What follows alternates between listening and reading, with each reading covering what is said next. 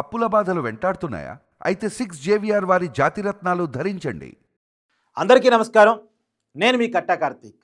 సాధారణంగా విమాన ప్రయాణాలంటే చాలామందికి మక్కువ. ఎందుకంటే చాలా వేగవంతమైన జర్నీ, చాలా సేఫ్ జర్నీ అని అందరూ అనుకుంటూ ఉంటారు. తొందరగా మన గమ్యస్థానాలకి ఎలాంటి ప్రమాదాలకి గురి కాకుండా చేరుకునేటువంటి ఆప్షన్ విమానం అని చాలామంది భావిస్తూ ఉంటారు. దేశాలు దాటిపోయే వాళ్ళకి విమానం తప్పదు. అలానే ఈ మధ్య దేశాల్లో కూడా వివిధ రాష్ట్రాల మధ్య ప్రయాణం చేసేవాళ్ళు విమానాన్ని నమ్ముకుంటూ ఉన్నారు. ఎందుకంటే తొందరగా వెళ్ళిపోతామనే కారణం చెప్తారు. అదే ట్రైనో బస్సో ఇంకొక వెహికల్ అయితే అది లాంగ్ జర్నీ అవుతుంది. కానీ విమానం అయితే గంటల వ్యవధిలోనే మనం చేరాలనుకున్నటువంటి ప్రదేశానికి చేరిపోతామనే కారణం చేత అందరూ కూడా ఫ్లైట్ జర్నీలు ప్రిఫర్ చేస్తూ ఉన్నారు. కానీ ఈ టైంలో నిన్న అహ్మదాబాద్లో జరిగినటువంటి ప్రమాదం అనేక అనుమానాలని, అనేక సందేహాలని ఫ్లైట్ జర్నీల పట్ల కలిగిస్తూ ఉంది. ఎందుకంటే air India Tata group maintain చేస్తూ ఉంది. టాటా గ్రూప్ అంటేనే ఒక నమ్మకం భారతదేశంలో. అలాంటి టాటా గ్రూప్ మెయింటైన్ చేస్తున్న విమానం కూడా ప్రమాదానికి గురి కావటం వల్ల అందరిలో ఒక భయం కలుగుతూ ఉంది. అసలు ఫ్లైట్ జర్నీ సేఫేనా అనేటువంటిది. ఒక్కసారిగా ఫ్లైట్లో ఉన్న వాళ్ళంతా కూడా ఒక్కరు తప్ప మిగతా వాళ్ళంతా సజీవ ఉదాహరణ అనేటువంటి పరిస్థితి. ఇప్పుడు పాత ప్రమాదాలన్నీ నెమరేసుకుంటూ ఉన్నారు. ఎప్పుడెప్పుడు ఎలాంటి ప్రమాదాలు జరిగినటువంటిది. ఈ బోయింగ్ విమానాల మీద ఉన్నటువంటి ప్రమాదాలన్నీ ఇప్పుడు చర్చకు వస్తూ ఉన్నాయి. ఈ బోయింగ్ విమానాల తయారీ 2009లో జరిగింది. 2011 నుంచి మార్కెట్లో ఉన్నాయి.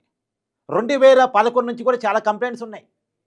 ఈ బోయింగ్ విమానాలని తయారీలో ఉన్నటువంటి ఇంజనీరే బయటకు వచ్చి ఇది సేఫ్ కాదు అని ఇంటర్వ్యూలు ఇచ్చారు మీడియాకి.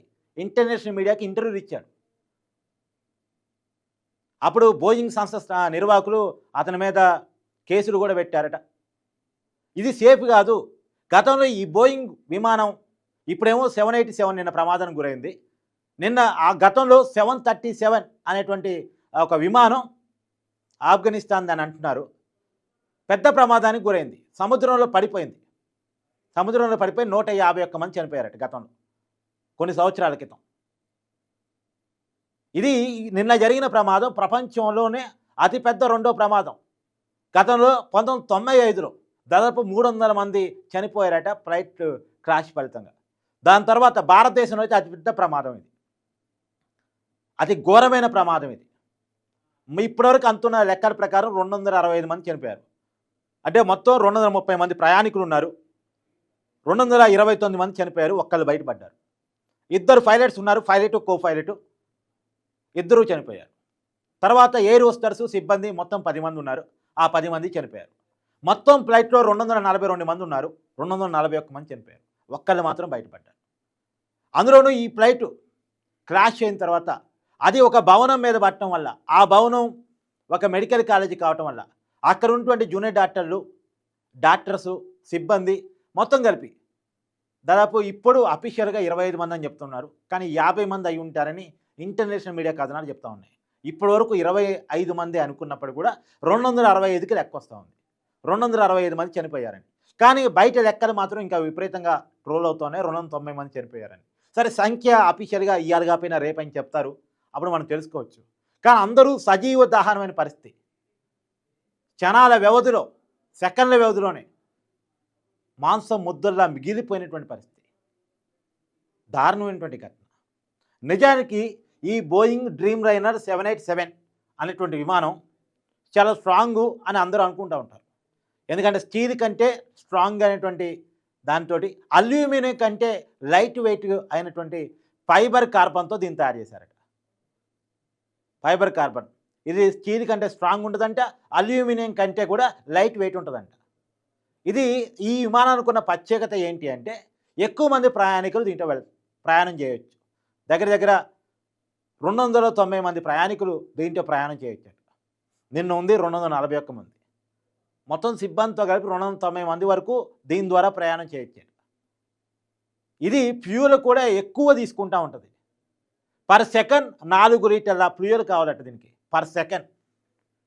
నిజానికి ఇది లండన్ పోవాల్సింది అహ్మదాబాద్ నుంచి. అంటే 5600 కిలోమీటర్లు ప్రయాణించాల్సింది. 8 నుంచి 9 గంటల ప్రయాణం. దీనికి 1,05,000 నుంచి 1,10,000 లీటర్లు కావాలంట ఫ్యూయల్. ఇప్పుడు దీంట్లో ఆల్రెడీ 1,30,000 లీటర్ల ఫ్యూయల్ నింపారంట. 1,30,000 లీటర్లు ఫ్యూయల్ పట్టేంత విమానం ఇది. 290 మంది ప్రయాణికులు ప్రయాణించగల విమానం ఇది. అంటే ఎంత పెద్ద విమానమో చూసుకోండి. 2 ఇంజన్లు ఉంటాయి. అదేందో దురదృష్టం కొద్దీ 2 ఇంజన్లకి ప్రాబ్లం వచ్చింది. మరి 2 ఇంజన్లకి ఒకేసారి ప్రాబ్లం ఎలా వచ్చింది? ఇది ఒక పెద్ద డౌట్ ఇప్పుడు. ఎందుకంటే ఒక పక్షి తాకి ఉండొచ్చు, లేదా ఒక ఆబ్జెక్టివ్ తాకి ఉండొచ్చు. ఆబ్జెక్టివో పక్షో, అంటే ఆబ్జెక్టివ్ అంటే రాయి కావచ్చు, ఇంకేదైనా కావచ్చు, ఏదైనా తాకి ఉండొచ్చు. ఆ తాకి ఉంటే సహజంగా ఒక ఇంజన్కి ప్రాబ్లం వచ్చే అవకాశం ఉంటుంది, ఇంకొక ఇంజన్ పనిచేస్తూ ఉంటుంది. సహజంగా విమానాలకి పక్షులు తాకటం కామనే. అప్పుడు ఒక ఇంజన్ ప్రాబ్లం వస్తే ఇంకో రెండో ఇంజన్ పనిచేస్తూ ఉంటుంది. 2 ఇంజన్లు ఉండే విమానాలు ఉంటే 4 ఇంజన్లు ఉండే విమానాలు కూడా ఉంటాయి. ఇప్పుడు దీనికి 2 ఇంజన్లు అని చెప్తా ఉన్నారు. మరి ఇంకొక ఇంజన్ పనిచేసి ఉండాలి కదా అంటే ఇప్పుడు అదే డౌట్ ఉంది.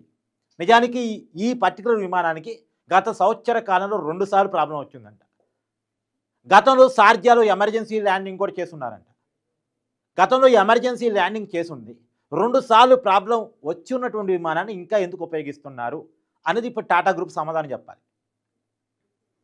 ఈ పర్టికులర్ విమానం ఏదైతే బోయింగ్ డ్రీమ్ లైనర్ 787 విమానం ఉందో, ఈ విమానం గతంలో 2 సార్లు టెక్నికల్ ప్రాబ్లమ్స్ వచ్చిందంట. ఆల్రెడీ ఒకసారి ఎమర్జెన్సీ ల్యాండింగ్ షార్జాలో జరిగిందంట. ఇప్పటికే ఒక వీడియో కూడా బాగా వైరల్ అవుతుంది. ఢిల్లీ నుంచి అహ్మదాబాద్ ఇదే ఫ్లైట్లో వచ్చినటువంటి ఒక వ్యక్తి, ఒక ప్రయాణికుడు ఒక వీడియో తీశాడు. దీంట్లో స్క్రీన్ పనిచేయట్లేదు, ఏసీ పనిచేయట్లేదు, చెమటలు కక్కుతూ ఉన్నాయి, ఇక్కడ ఎవరు రెస్పాన్స్ కావట్లేదు ఏం చెప్పినా అని చెప్పేసి చాలా క్లియర్గా వీడియో తీసి మాత్రం ఆ వీడియో ఇప్పుడు వైరల్గా మారింది. అంటే ఈ ఫ్లైట్ మీద అనేక కంప్లైంట్స్ ఉన్నా మరి ఇదే ఫ్లైట్ని ఎందుకని టాటా గ్రూప్ ఉపయోగిస్తూ ఉంది? ఇప్పుడు సమాధానం రావాలి. ఎందుకంటే ఈ సమాధానం విలువ 265 ప్రాణాలు, ఇంకా అంతకన్నా ఎక్కువ. ఇది ఖచ్చితంగా ఈ సమాధానం రావాలి. ఈ పర్టికులర్ బోయింగ్ విమానాల మీద 2011 నుంచి కంప్లైంట్స్ ఉన్నాయి. ఈ బోయింగ్ విమానాల తయారీలో పాల్గొన్నటువంటి ఇంజనీరే చాలా క్లియర్గా అనుమానాలు లేవనెత్తాడు. ఇది ఫ్లైట్ సేఫ్ కాదన్న విషయం చెప్పాడు. మరి ఎందుకు ఈ ఫ్లైట్స్ వాడుతున్నారు అనేది కూడా సమాధానం రావాలి. కేవలం మన దేశంలోనే కాదు, ఇది బోయింగ్ విమానాలు వాడటం అనేటువంటిది అమెరికాలో వాడుతూ ఉన్నారు, ఇతర దేశాల్లో వాడుతూ ఉన్నారు. అన్ని చోట్ల కూడా ప్రాబ్లమ్స్ ఫేస్ చేస్తూ ఉన్నాయట ఈ కంపెనీకి సంబంధించినటువంటి ఈ తరహా విమానాలన్నీ కూడా చాలా ఇష్యూస్ ఫేస్ చేస్తూ ఉన్నాయి, చాలా టెక్నికల్ ప్రాబ్లమ్స్ ఫేస్ చేస్తూ ఉన్నాయి. చాలాసార్లు కంప్లైంట్స్ వచ్చి ఉన్నాయి. అయినప్పటికీ కూడా ఈ విమానాలు వాడుతూనే ఉన్నారు. లేటెస్ట్గా అమెరికాలో కూడా ఒక విమానానికి ప్రాబ్లం వచ్చిందంట. ఈ బోయింగ్ డ్రీమ్ లైనర్కి సంబంధించినటువంటి విమానానికి ఇప్పుడు ఈ పర్టికులర్ బోయింగ్ డ్రీమ్ లైనర్ 787 విమానాన్ని టాటా గ్రూప్ మెయింటైన్ చేస్తూ ఉంది. ఈ టాటా గ్రూప్ మెయింటైన్ చేస్తున్న ఈ విమానం మీద కూడా కంప్లైంట్స్ ఉన్నాయి ఇందాక నేను చెప్పినట్టు. మరి ఎందుకని పర్యవేక్షణ లోపం జరుగుతూ ఉంది? అసలు దీని మీద కేంద్ర మంత్రిత్వ శాఖ కూడా, పౌర విమానయాన శాఖ రామానాయుడు గారు మన తెలుగు అయినా మంత్రిగా ఉన్నారు, కేంద్ర మంత్రిగా, ఖచ్చితంగా రివ్యూ జరపాలి, రివ్యూ చేయాలి. ఏంటి అసలు ఈ విమానాల్లో ఉన్న టెక్నికల్ ఇష్యూస్ ఏంటి, టెక్నికల్ ప్రాబ్లమ్స్ ఏంటి, ఏ రకమైనటువంటి విమానాలని సంస్థలు వాడుతూ ఉన్నాయి, అది ప్రయాణికులకు సేఫా లేదా? ఎందుకంటే జరిగిన ప్రమాదం నుంచైనా గుణపాఠాలు నేర్చుకోవాల్సినటువంటి అవసరం ఉంది. సరే, ఒకసారి ప్రమాదం జరగగానే ఇవన్నీ చర్చించాలి, తప్పదు, రివ్యూ చేసుకోవాలి, తప్పదు. చిన్న ప్రాబ్లమ్స్ అంటే మన దాకా రావు, చర్చలు జరగవు. కానీ పెద్ద ప్రమాదం జరిగినప్పుడు, వందలాది మంది ప్రాణాలు పోయినప్పుడు చర్చ జరగాలి. చర్చ జరిగి ఏం తప్పు జరిగింది, దాన్ని సరిదిద్దుకోవాలనేటువంటిది మనకి ఖచ్చితంగా తెలిసి తీరాలి. కాబట్టి ఏదేమైనా ఈ డ్రీమ్ లైన్ 787 విమానాల మీద వస్తున్నటువంటి కంప్లైంట్స్ మీద చర్చ జరగాల్సిన అవసరం ఉంది. అవసరమైతే ఈ కంప్లైంట్ ఎక్కువగా ఉంటే మాత్రం అవసరమైతే వీటిని ఆపాల్సినటువంటి అవసరం కూడా ఉంది. ఎందుకంటే ప్రయాణికుల జీవితాలతో కూడినటువంటిది. ఎందుకంటే మనం నిన్న చూస్తూ ఉన్నాం, 2 డాక్టర్స్ వాళ్ళ 3 పిల్లలతో కలిసి లండన్ వెళ్తూ ఉన్నారు. 2 డాక్టర్స్ మొత్తం అక్కడ సెటిల్ కావడం కోసం, వాళ్ళు వృత్తిరీత్యా సెటిల్ కావడం కోసం వెళ్తూ ఉన్నారు.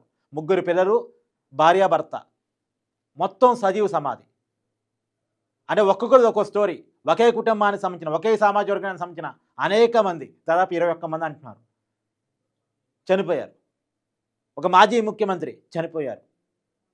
మొత్తంగా ఇప్పటివరకు అంతున్న సమాచారం 265 మంది చనిపోయారు. కానీ మ్యాగజైన్స్ కథనాలు 290 అని చెప్తా ఉన్నాయి. కానీ ఈ జరిగినటువంటి ప్రాణ నష్టం రేపొద్దున ఇంకొక నష్టంగా మేలకుండా ఉండాలంటే ఖచ్చితంగా జరిగిన ప్రమాదం మీద రివ్యూ జరిగి తీరాలి.